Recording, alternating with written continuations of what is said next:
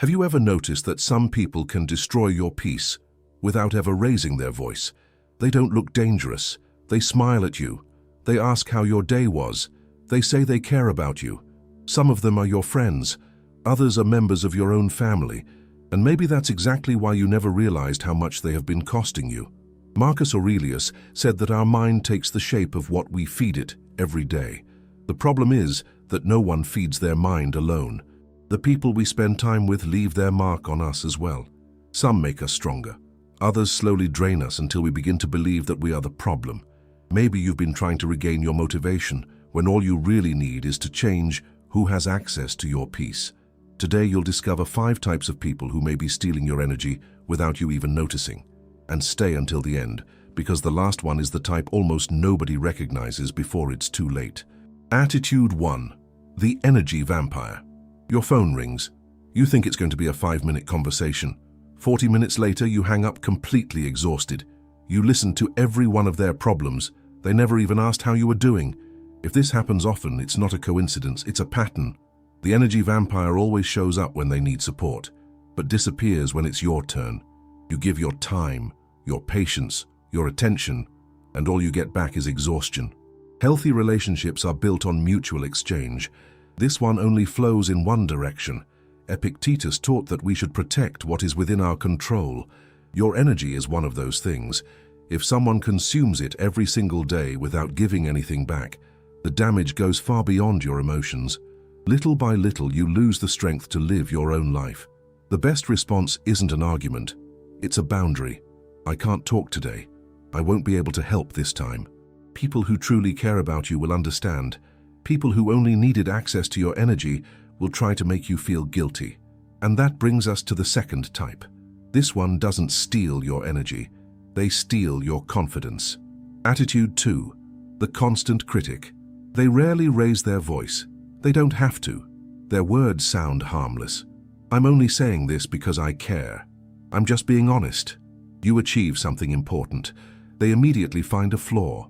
You share a dream. They explain why it probably won't work. At first it sounds like an opinion, then something changes. You begin doubting yourself before making any decision. That's the real damage. Seneca warned that anyone who lives seeking approval eventually hands their freedom to other people. That's exactly what the constant critic does. They turn their opinion into your prison. The strongest answer is often the simplest. I respect your opinion, but I'm at peace with my decision. You don't need to convince them. You only need to stop allowing them to decide how much you're worth. But the next person is even harder to recognize because they applaud your success while silently hoping you'll never go further than they do.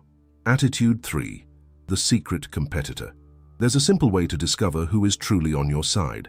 Share some good news. Watch their face before they have time to react. Real happiness shows up instantly. Envy needs a few seconds to put on a smile. The secret competitor turns everything into a contest. You get promoted. They start talking about their own career. You achieve a dream. They immediately share a bigger one. You win. They need to win even more. To them, your success is never just your success. It's a threat.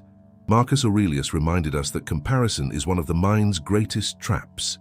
People who constantly compare themselves never find peace. And those who live around them often end up hiding their own achievements just to avoid criticism or envy. If you have to dim your own light to keep a friendship alive, it probably was never a real friendship.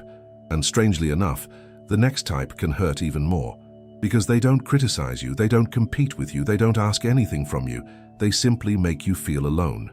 If this video is helping you see the people around you more clearly, subscribe to Stoic Spring. You'll build the habit of protecting your inner peace while growing in emotional maturity with every new video. Attitude 4. The emotional ghost. You talk about the future.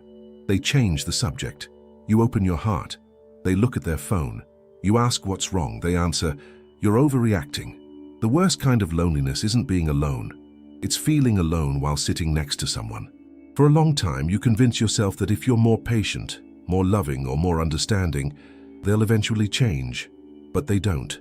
Because emotionally, they were never really there. It just took you a long time to accept it. Stop trying to read the signs. Ask one honest question. Do you truly want to build this relationship with me? The answer may hurt. but it hurts far less than wasting years waiting for a change that may never come. And now, we reach the final type. They're the hardest one to walk away from, because it keeps you trapped through guilt. Attitude 5, the eternal victim. Everyone goes through difficult seasons, but some people turn suffering into their identity. Nothing is ever their responsibility. Someone else is always to blame. You offer advice, they answer, yes, but you suggest another solution. They come up with another excuse. Eventually, you realize they were never looking for a way out. They were looking for an audience. Without noticing it, you begin carrying a weight that was never yours. Supporting someone is an act of love.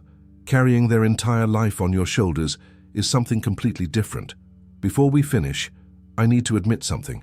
I told you there were only 5 types. That wasn't entirely true. There's a 6th one, and it may be the very reason you haven't walked away from all the others.